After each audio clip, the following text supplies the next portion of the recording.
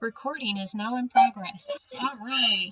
So, welcome to this month's holiday extravaganza here Cheers. for the Fredericksburg Recorders. Yay. And Bill and Cindy already have their wine and their recorders ready to go. So, we are the Fredericksburg chapter of the American Recorder Society. I am your host, Kelly Kazik. And we have our conductor here with us and friends of the recorder and the ballet. So today we are going to be doing a little bit about the Nutcracker, and we're going to start with a little bit about Tchaikovsky. If you don't know anything about Tchaikovsky, here's the thumbnail sketch. He was born in 1840, so a while ago, and he was musically inclined and allowed to receive piano lessons at the age of 5. But his father saw absolutely no future being a musician, so he was encouraged to become a civil servant. And as soon as the St. Petersburg Conservatory opened, he enrolled in the first class, and he wound up graduating from that conservatory within 3 years. He became one of the first Russian composers to gain international fame. And his musical output includes symphonies, concerti, ballets, as we're going to talk about today, operas, and chamber music. His personal life was a complete mess, and Tchaikovsky in 1893 premiered the Sixth Symphony, and then 9 days later was found dead. So the tradition states that he died of cholera, but there's some evidence to think that he may have taken his own life. Whoa. So yeah, it gets pretty heavy. His life was kind of a mess. And you'd think, how can somebody who was such a mess write such ethereal music? And I have no idea, but there it is. So the Nutcracker itself, the ballet, was composed in 1892, so a year before he died. And the original choreography was done by 2 dancers, Marcus Pepita and Lev Ivanov. The inspiration came from E.T.A. Hoffman's story of the Nutcracker and the Mouse King. Now, when I was going through music school, they always said that the Nutcracker wasn't terribly successful when it came out, and I always thought they were referring to the music, but that doesn't seem to be the case. The music has always been considered really successful. It was the ballet itself that was not successful. So the ballet is in 2 acts. The first act is driven by the main plot of the actual story from E.T.A. Hoffman that consists of basically 2 scenes. In the first scene, we meet Clara. She receives the gift of a nutcracker from her weird uncle. And, you know, depending on the version that you see, the uncle is either severely weird or not terribly weird. But sometimes he's even kind of portrayed as kind of a little sorcerer-ish kind of guy. In the second scene, Clara sneaks downstairs to check on her doll, and she winds up falling asleep, and in her dream, the Nutcracker comes alive and begins to fight the evil mice that invade her living room. So then the second act of the ballet, the Nutcracker leads the dreaming Clara into the magical land of sweets, where gratuitous acts of dancing happen. And this is apparently where critics thought that the ballet strayed too much from the actual story of the Nutcracker. So that was one of the criticisms. Most of the music that we're going to be playing today comes from Act 2, with the exception of the miniature overture and the march. And like I said, the first performance of the ballet was not successful, and most of the criticism seems to be leveled at the plot of the ballet. So they basically front-loaded the plot into the first act and then just did gratuitous dancing in the second act. And also, what might not be as commonly known is there was a lot of criticism about the casting of the choreography. Apparently, many of the iconic parts that we now think about were danced by children. And the critics did not spare the children's feelings at all. Actually, the role of the Sugar Plum Fairy was originally danced by a child, and the critics said that that child, while her point work was very good, called her corpulent and pudgy. So, I mean, I have a 14-year-old niece who's just gone on points maybe a year or two ago, and it's like, oh my gosh, I can't imagine a critic saying that to a 14-year-old girl. But I also cannot imagine the Sugar Plum Fairy being danced by a child. The So Sugar Plum actually, Fairy? yeah, a pudgy, corpulent child. And there was actually a point as they were revising the ballet where they removed the Sugar Plum Fairy until they could figure out how to make the Sugar Plum Fairy an adult. So there were several performances at some point in history that did not have the Sugar Plum Fairy, which I can't even imagine right now. There was also no pas de deux at first either, because why would you have children dance a pas de deux?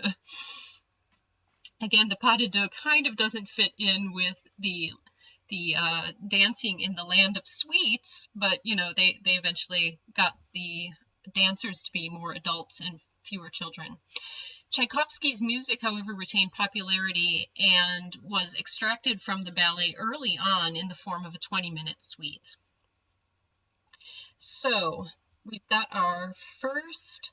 And do you mean early on as before his death? Yes. So early on in the production of the Nutcracker. So shortly after the first production of the Nutcracker, while they were, you know, criticizing the story and the dancing, Tchaikovsky put together a suite of 20-minute suite of the pieces, and that was quite popular. And I was always led to believe in music history class that that was not the case, that somehow the music was unpopular, but no, that was not the case. So we're going to be beginning today with the mini overture.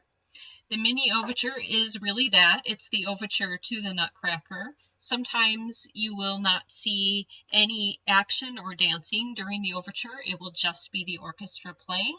And sometimes you will see dance companies try to advance the idea of the plot with a little bit of dancing or a little bit of motion during the overture. The last performance that Jim and I saw, they had families walking across the stage like they were going to the party during the overture and pretending to have snowball fights and walking to the party. So we have our first performance of, no, that's the Sugar Plum Fairy. I need the mini overture. Nope, that's them. There it is, there's the mini overture. So we are going to listen to the real mini overture before we attempt to play the mini overture. We're playing a fake one. Can you all hear this? Yeah.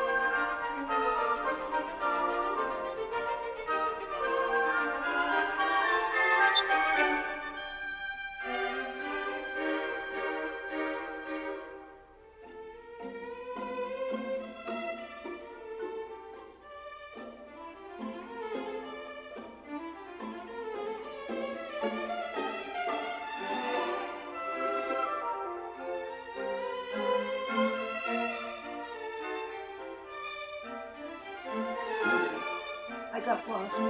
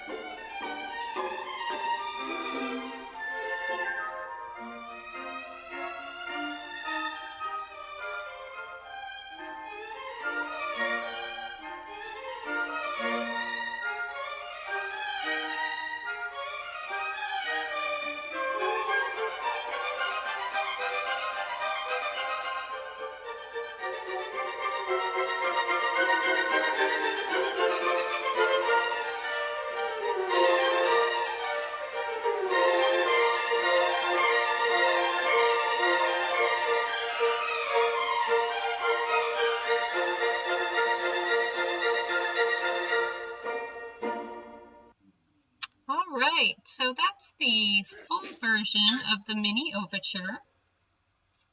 So I'm going to stop sharing the screen for a moment, and I'm going to share the music portion screen. Now, clearly we don't have a full orchestral reduction for recorders. We just have basically the highlights from our Fantasia from the mini overture. So let's start with the soprano part, and if you're playing along, you're going to have to mute yourself, or I can mute you. That's fine too. You want me to mute you? The soprano? Yeah, we're going to start with soprano. Is that okay? I'm a soprano. Okay, then I'm going to mute you and we're going to play a little bit. Now, I will warn you, I am miserable at turning the PDF page, so I know you're looking at your own music, so we'll hang in there. So I don't play, right? Yeah, Oh. we're going to play. But I'm Okay, going to mute you, okay? But I play, right? Yes. Yep. All right, so I'm muting you. So here we go. If you're playing soprano, we're going to be looking at the soprano line from the mini overture. All right, here we go. 1, 2, 3, 4.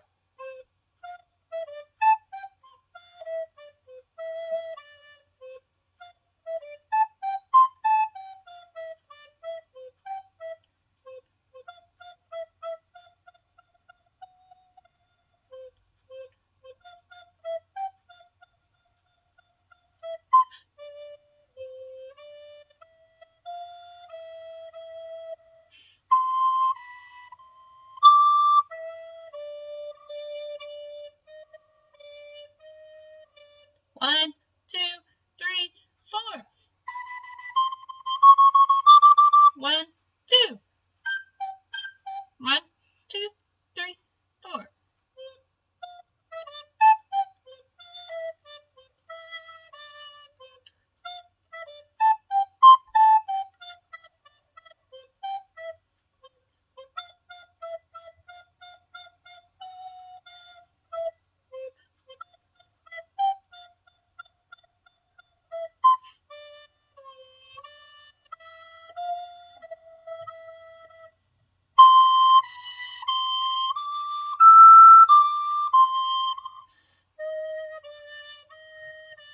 One, two, three, four.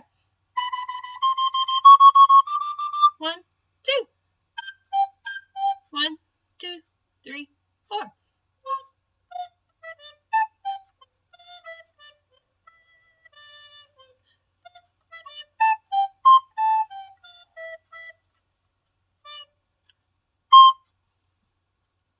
All right, Cindy, thumbs up. How'd it go? You go well? Thumbs up? Yeah? Okay. Should we go into the alto part? Bill, ready to go into alto part? Okay, we'll go into the alto part now. Then we'll do the whole play along. Here we go, alto part. 1, 2, 3, 4.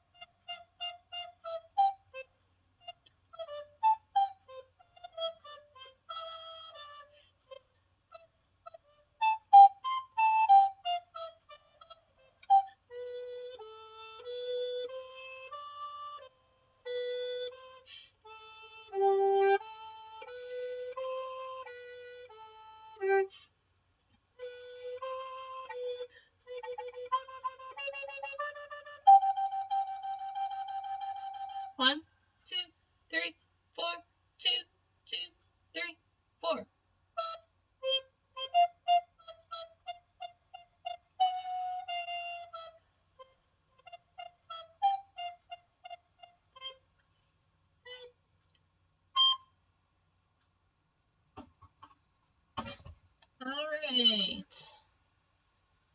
So now we can try to do that with the full play along so you can hear all the parts. Get back to that. Oh, I think I'm still, I'm sorry, I think I'm still sharing my sound. Yep. Okay, y'all ready to do that with the full play along?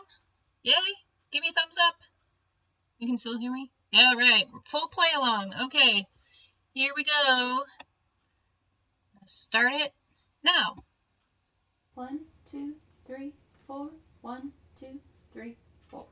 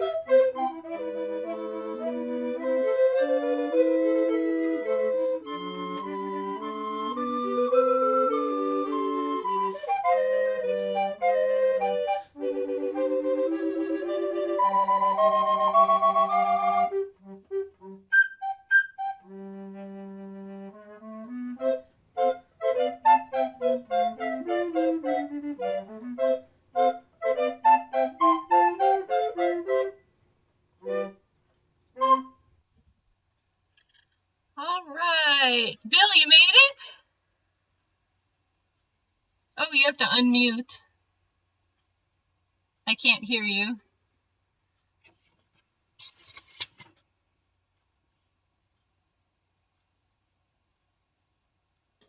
Okay, There we're you on go. mute. Yeah, how'd you do? I only lost 4 or 5 measures. Oh, okay, that's pretty good. That's not bad. Not bad. All right, so here is my spiel for this winter. Last winter we promoted a book that people ordered from a small press. These arrangements were made by David Burdrett, and you can purchase your full score and parts either from sheetmusic.com, or you can look him up at Burdrett Music and give this arranger some love. So there it is. Now let's move on to the next portion of our ballet. So we just had the overture, and then there's basically 2 scenes in this first act, and within this first scene is where the children get their presents. So the march from the Nutcracker suite, oh, where'd it go? The march is from Act 1, and during this march, the children line up to receive their Christmas gifts, and everyone is generally playing. So this is really a portion of the ballet where they kept all the children dancers, and it makes sense to do so. So let's find the children dancing. Nope, not them. Soon we'll do the 4/4. There it is. All right, here's the march. Are we in the Are we in the 2/4 or the 4/4 version? It should say 4/4. And it should be an F major. No, I have 2, and one of them is 4/4 time, and one of them is 2/4 time. That's really weird. It should be, oops, you can't see this. It should be this one. One starts with Fantasia, They're the same thing, though. but different tempos. Okay, I guess we're doing the 2/4 one because that's what it is on the score. No, it says 4/4. Oh, okay, we're doing the 4/4 one then. We're doing the 4/4 one. But first, we're going to watch the march where the children get their toys. so everybody can see the ballet.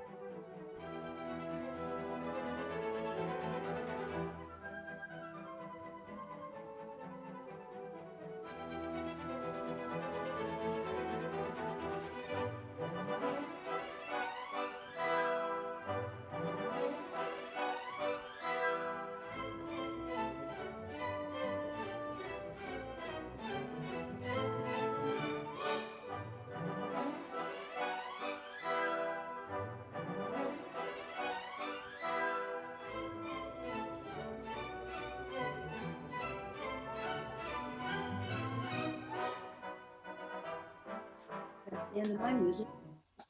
All right, so that was the march. And you can see that some of those kids were already on point, and Clara was on point. And she was in no way corpulent or pudgy. So now I will share my music. So with that, we make sure we have the right music for the march. This is the last one we just did.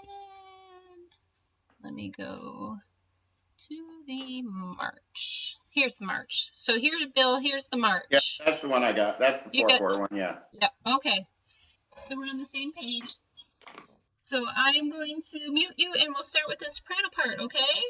Okie doke. Okay, here we go. Starting with the soprano. 1, 2, bullet, 3, 4. 1, 2, 3, 4.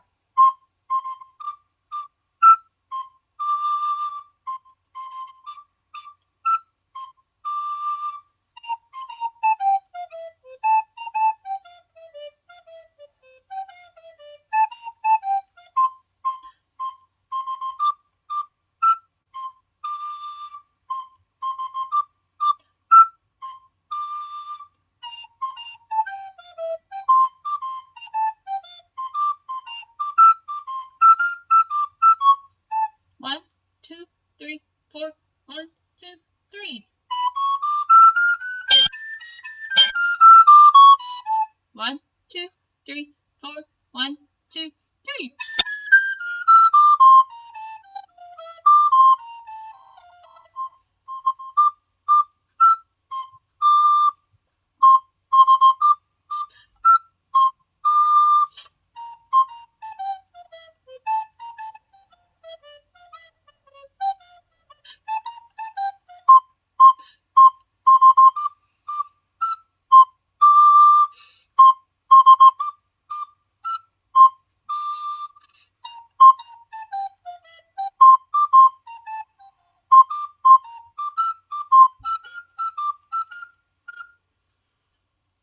How'd you do, Cindy? Can I get a thumb?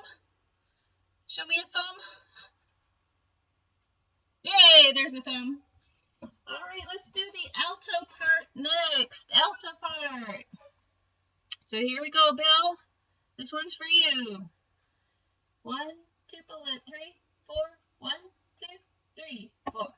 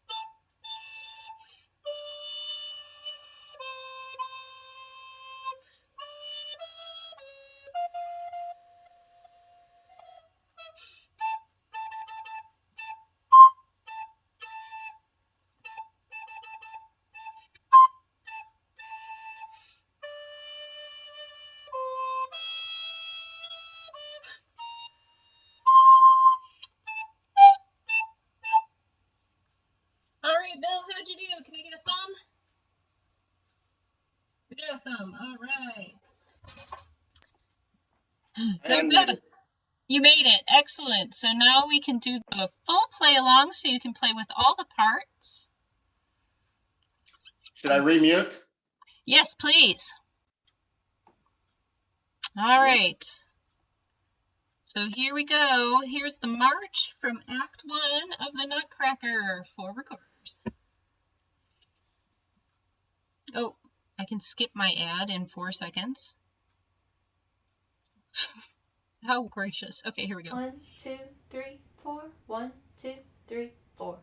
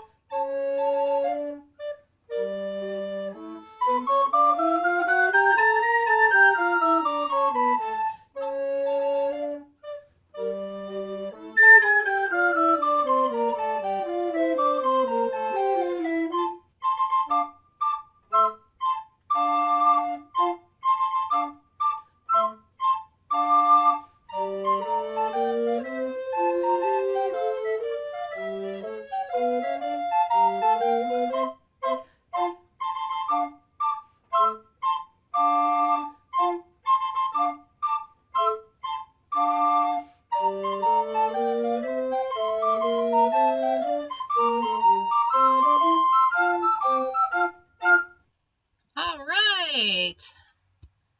How did you do playing along with that one? We did good. Good. And well, even. Excellent. And that one, all of these are now up on both our Rumble and our YouTube, so you can go to them at any time. And we have all the links here in our blog posts, so that's what I'm using today. Next, we're going to head on over to Act 2. Here in Act 2, Clara is dreaming, and she's been taken by her Nutcracker doll to the land of sweets. And the lands of sweets begins with the dance of the Sugar Plum Fairy. The Sugar Plum Fairy occurs at the beginning of Act 2 in the land of the sweets.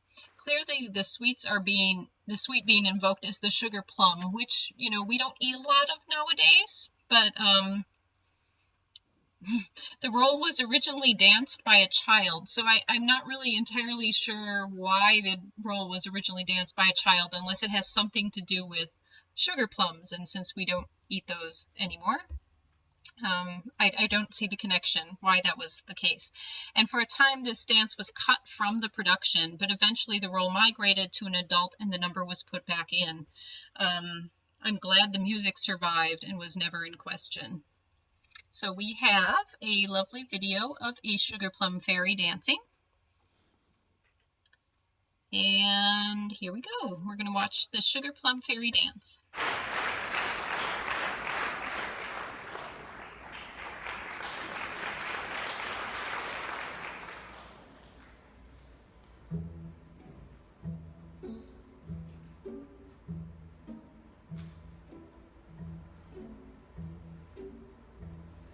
Can't hear it. You can't hear it. Uh-oh. Now we can. Oh, now you can? Okay.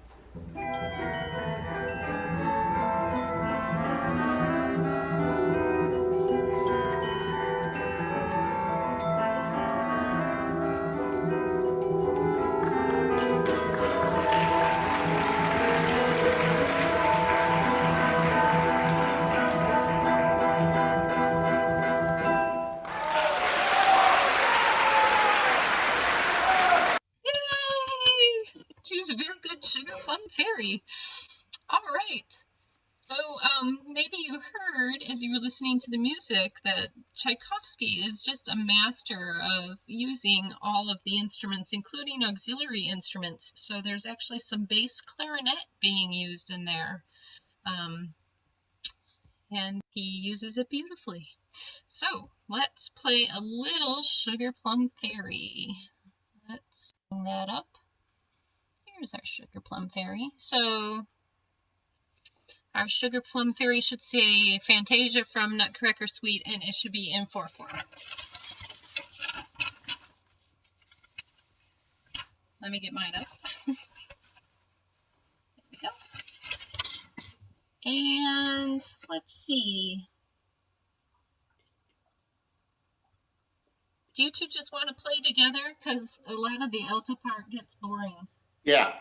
Yeah, okay, we'll just play together and then we will do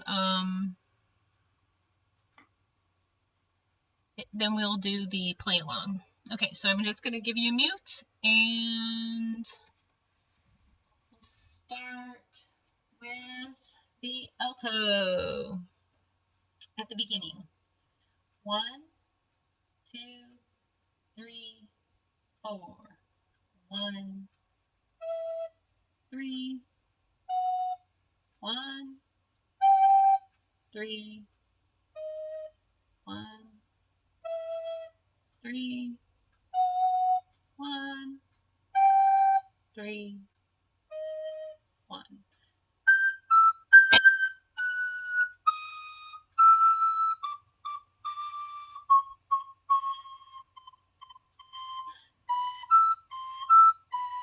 Four, 1.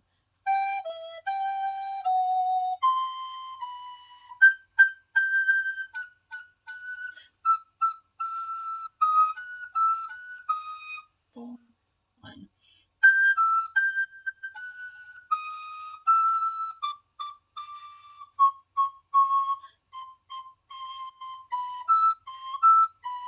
4.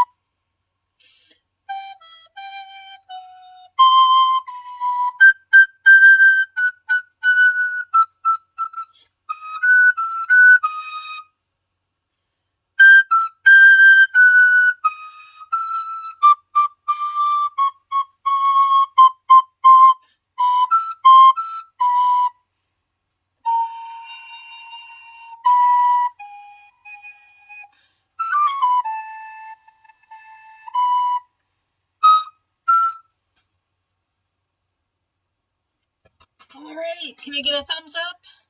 Or Bill can talk. How'd you do? That was so much slower than I practiced it that I almost couldn't do it. Oh, well, the play along will go a little bit faster. The play along will go a little bit faster. That's just my lame excuse. Oh, okay. Your lame excuse is fine. Jim pointed out that the way the dance of the Sugar Plum Fairy musically ends in the ballet is different than the way it ends in the suite. So, yeah, that's interesting. Just you might find different arrangements that end differently because of the way the music ends in the ballet versus the way it ends in the suite. So let's mute you again and we'll do the play along. So here we go. Here's the proper play along. It will go a little bit faster. And we apparently have another ad. That's okay, because every time we have an ad, it's adding 1 penny to our secret, super secret Cayman Island Great Bass Recorder Fund. Okay. 1, 2, 3, 4. 1, 2, 3, 4.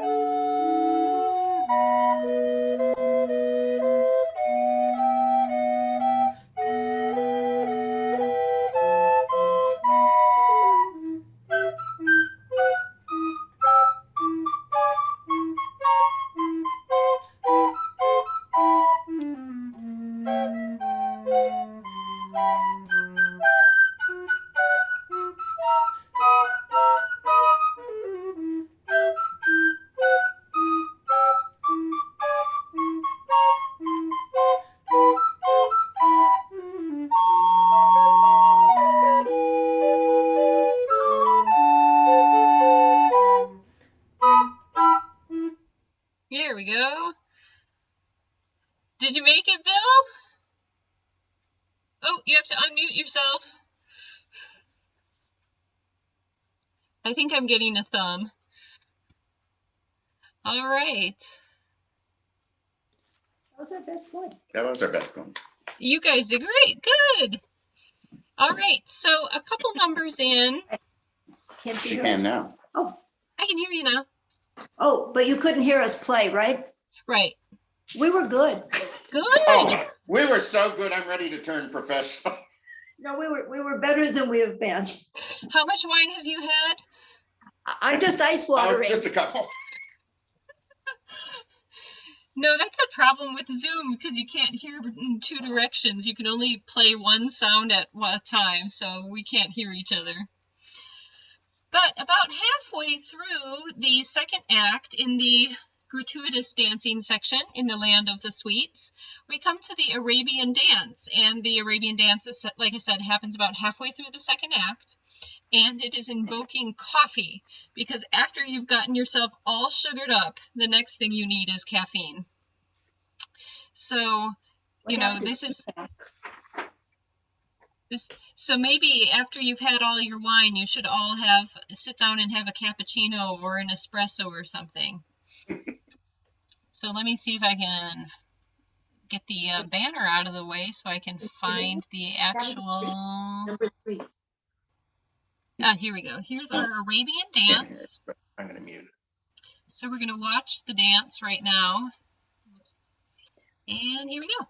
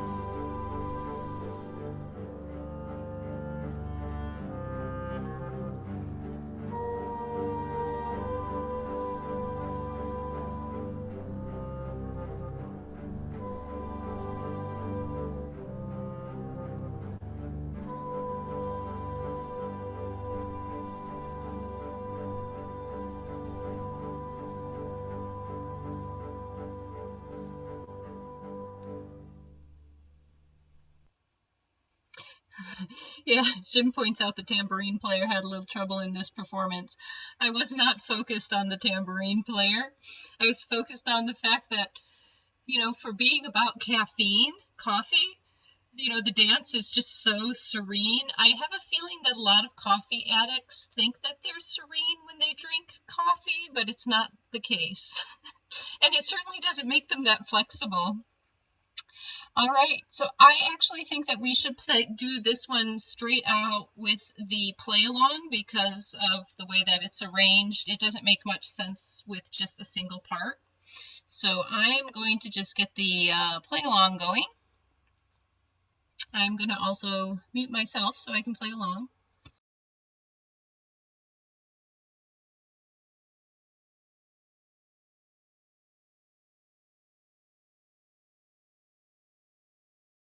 One, two, three.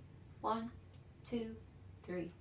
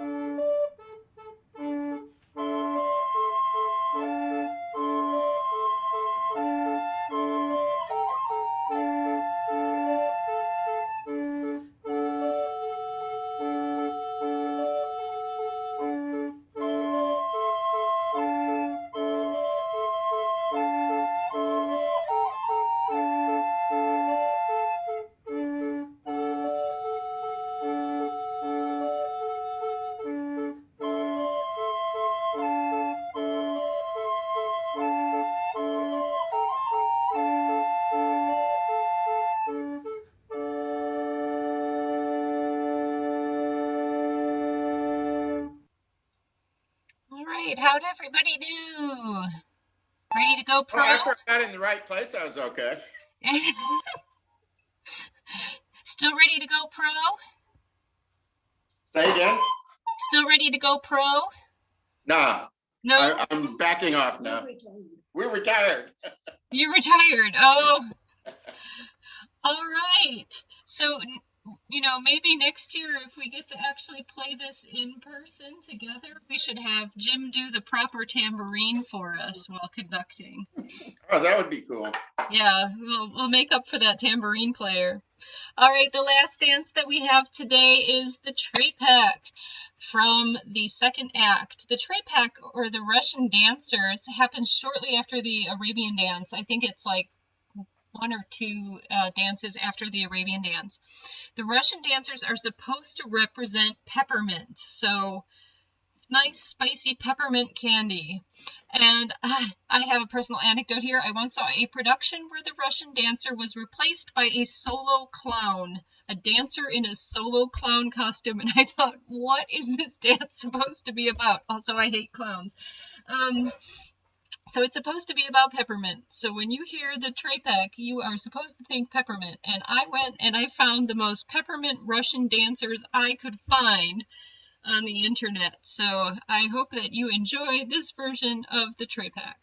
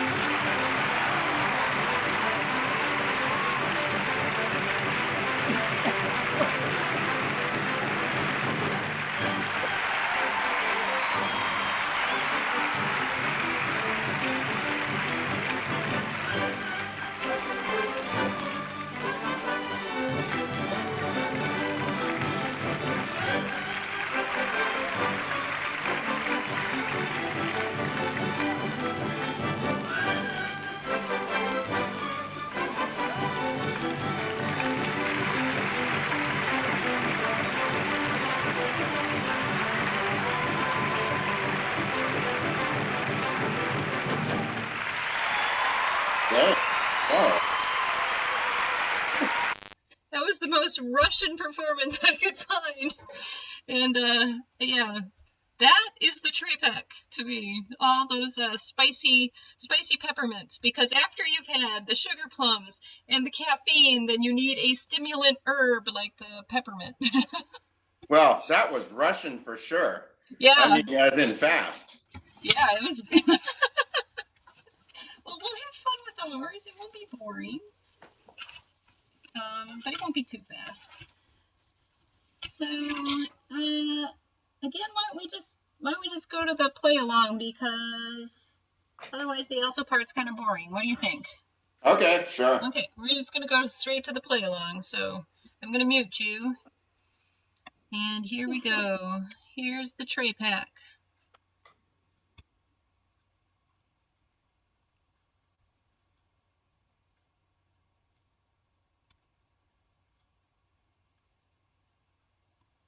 One, two, three, four. 1, 2, 3, 4.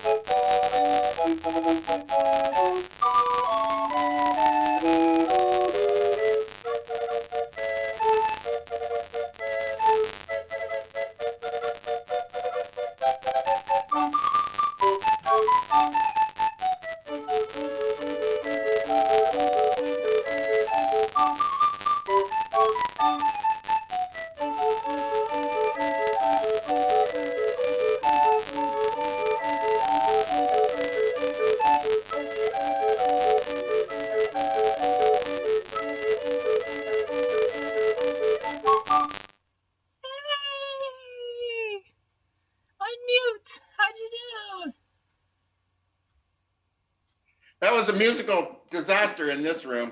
But it was fun. Well, all of the play-alongs are now up on both of our channels. Again, if you feel inspired to support the arranger of these, these pieces, you can go to links in the descriptions of the video and you can purchase your full score and parts, or you can see what else Mr. Berndret has in his library that is for recorders. And I'm going to stop the recording at this time. And there we go. Then we can